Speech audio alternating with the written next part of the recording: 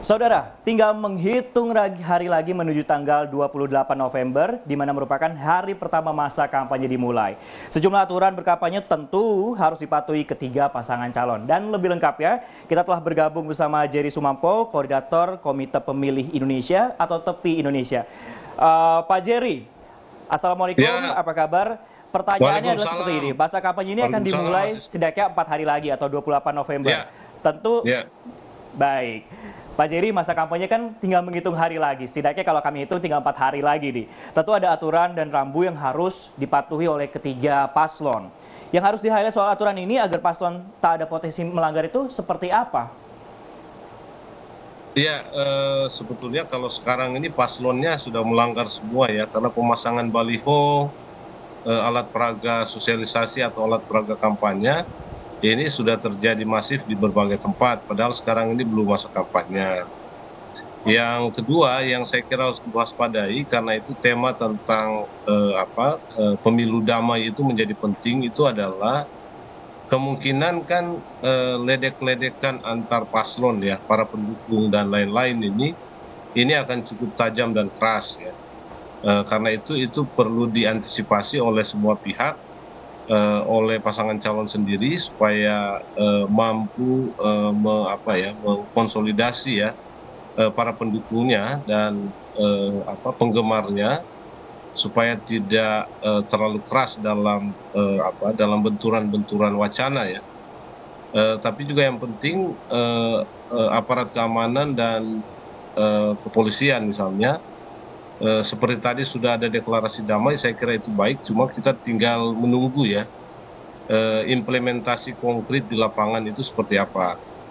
Nah, tentu juga penyelenggara pemilu seperti KPU, kita minta untuk KPU dan Bawaslu ya menjalankan peran dan fungsinya itu secara baik dan bertanggung jawab ya, karena kami melihat akhir-akhir ini memang fungsi dan peran dua lembaga penyelenggara pemilu itu agak minim ya, dan mereka artinya begini, kalau tugas penyelenggaraan pemilu oleh penyelenggara pemilu tidak berjalan dengan baik dan lancar ya di merekanya sendiri, ini juga berpotensi menimbulkan kerawanan ya, atau katakanlah kemungkinan-kemungkinan untuk terjadinya pelanggaran dan sesuatu yang kita tidak inginkan dalam proses dan tahapan pemilu. Jadi saya kira pelanggaran masa kampanye biasanya itu adalah itu ya, soal pemasangan alat peraga, lalu ada pasangan calon atau ada pendukung pasangan calon yang seringkali mencopot dan menghancurkan atau merusak alat peraga dari pasangan calon tertentu. Biasanya sih begitu-begitu ya, saling ledek kalau ketemu di antara para pendukung yang bisa saja berujung kepada pertikaian atau perkelahian gitu ya. Hal-hal begitu saya kira yang saya kira perlu diantisipasi ya. Ya, tidak hanya netral dari ASN-nya saja, penyelenggara pemilunya juga harus jelas seperti itu. Dan juga Betul. seperti yang tadi Pak Jerry bilang adalah jangan saling ledek. Nanti malah berujung pada bully seperti itu. Tapi yang cukup menarik juga yang baru-baru saja ini menjadi hangat diperbincangkan sebenarnya Pak Jerry adalah Ya. Presiden Jokowi ini menerbitkan PP nomor 53 tahun 2023 nih soal menteri dan kepala daerah, soal cuti kampanye di hari kerja. Nah, tanggapannya ini seperti apa Pak Jerry? Iya, ya memang kan begitu ya. Setiap pejabat itu, menteri dan para pejabat itu harus cuti ketika mau melakukan kampanye. Jadi aturan seperti itu memang dibutuhkan untuk menjadi semacam landasan hukum bagi para pejabat dan menteri yang akan terlibat di masa kampanye ya. Jadi saya kira itu sudah betul, tinggal bagaimana itu dilaksanakan sebagaimana mestinya, dipatuhi dan dilaksanakan oleh para menteri dan para pejabat. Nah, memang salah satu potensi pelanggaran juga itu kan di masa kampanye itu adalah soal netralitas ASN tadi ya. Jadi penggunaan fasilitas negara oleh para menteri dan para pejabat dalam menjalankan kampanye misalnya, atau ya tidak sedang kampanye tapi menggunakan fasilitas negara dan prakteknya di lapangan itu adalah kampanye. Itu, dan saya kira ini yang harus kita himbau ya. kepada para pejabat, para menteri, dan para pelaksana kampanye supaya menghindari sesuatu yang sebetulnya sudah tahu itu sebagai sebuah pelanggaran dan sebagai sebuah pelanggaran ya. Dan sekarang ini kita bisa melihat ada banyak hal-hal yang misalnya dilakukan oleh oleh para pelaksana kampanye ya dari masing-masing pasangan calon, melakukan mobilisasi, misalnya mobilisasi kepala desa, gitu ya, mobilisasi ASN, dan para pejabat-pejabat lainnya, ya, baik kepala daerah maupun kepala daerah yang paling banyak, yang secara sengaja berbicara di depan publik dan secara terang-terangan melakukan endorsement terhadap pasangan calon tertentu atau partai tertentu atau calon tertentu, bahkan sering menyebut nama. Ya. Nah, yang begini-begini kan sebetulnya tidak perlu ya. Tunggu saja pada saat masa kampanye, di waktu yang sudah ditentukan, supaya itu bisa dilakukan.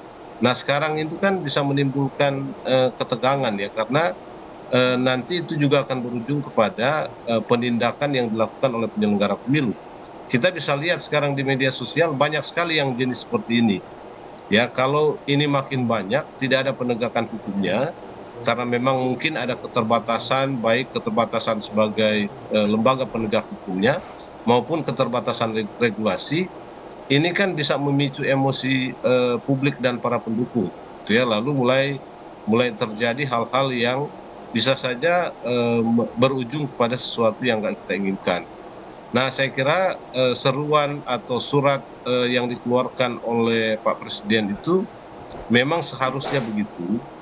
Hanya yang kita harapkan itu digunakan ya dan dipatuhi sebagaimana mestinya. Sebagaimana juga tadi Panglima TNI yang baru itu menyampaikan secara terbuka bahwa TNI itu netral. Ya memang semestinya begitu. Semestinya begitu. Tapi kan selalu dalam setiap kali pemilu para pejabat formal itu mengatakan sesuai dengan yang semestinya ya. Tetapi mekanisme di lapangan itu seringkali tidak berjalan begitu. Nah, memang baik tadi Panglima TNI mengatakan ada posko-posko pengaduan kalau misalnya ada aparat TNI yang misalnya terlihat tidak netral. Nah, itu saya kira satu mekanisme yang baik ya. Nah, menurut saya surat dari Presiden Jokowi mungkin juga bisa ditindaklanjuti dengan membuat posko-posko di setiap pemerintahan daerah.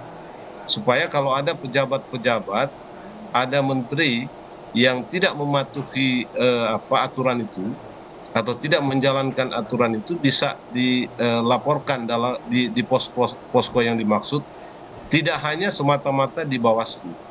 Kan memang laporan itu bisa di Bawaslu, tapi kalau secara internal seperti tadi TNI itu membuat posko sendiri untuk laporan-laporan ketidaknetralan itu, kalau ditemukan ada di lapangan, saya kira itu akan makin baik dan menunjukkan komitmen yang sungguh-sungguh supaya pemilu ini baik gitu ya. Seluruh aparat baik pegawai negeri sipil atau para pejabat dan para menteri termasuk TNI Polri itu betul-betul netral, betul-betul independen dalam menjalankan perannya dalam mendukung dan mensukseskan pemilu 2024 ini. Saya kira penting itu ya. Kita mintalah Pak Presiden untuk membuat posko-posko pengaduan di daerah ya, di tingkat kabupaten kota terkait dengan pelanggaran netralitas ASN atau netralitas para pejabat atau netralitas para menteri ya, kalau memang dia sedang melakukan tugas-tugas kampanye.